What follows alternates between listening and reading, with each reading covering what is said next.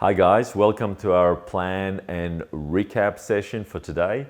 So our first case is the patient he's had some bridge work done a while back, and he doesn't like the prominence of his teeth, but he's got much bigger issues because underneath, if we look at his bone situation, you can see that he's lost a lot of bone as a result of gum disease, but he's also had a lot of bone destruction from the infections from his teeth, odontogenic infections.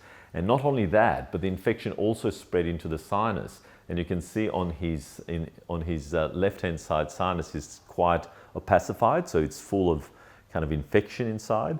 So it's not a healthy sinus to be going into if we're going to do any surgery, especially if we consider things like zygoma implants for it. But on the other side, the sinus is clear. So the first thing we have to do is try and restore the health of the sinus before we're going to do any kind of treatment for him. And to do that, the first thing is to remove the odontogenic cause. And in this case, we've got this tooth here, the 2-5, which is the main cause for this infection. So by removing this tooth and putting the patient on some steroids, so prednisolone 25 milligrams, one tablet twice a day for 5 days, and then one tablet once a day for 5 days. And after putting the patient on this sort of medication regime, that obviously goes together with augmentin duos, so antibiotics, which are administered exactly during the time that the patient is going to have the steroids.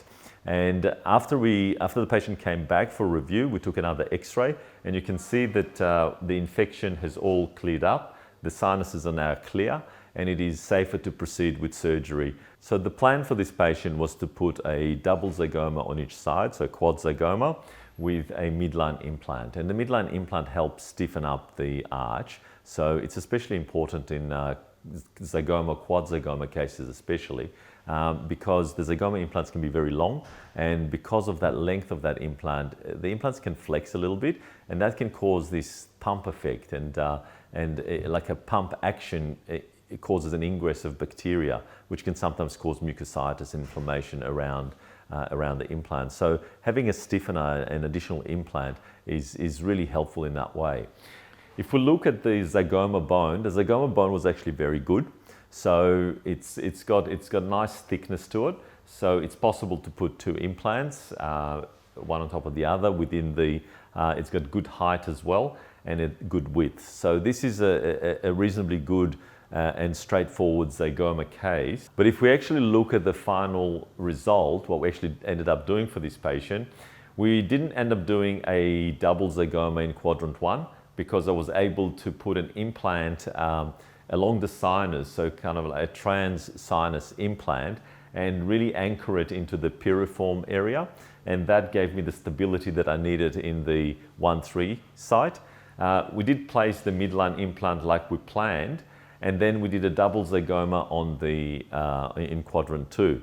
But I've added another implant, which is the pterygoid implant, because in quadrant 2, what ended up happening is that I didn't get any crestal support. So I didn't have an additional point of anchorage or support at the crest for this zygoma implant.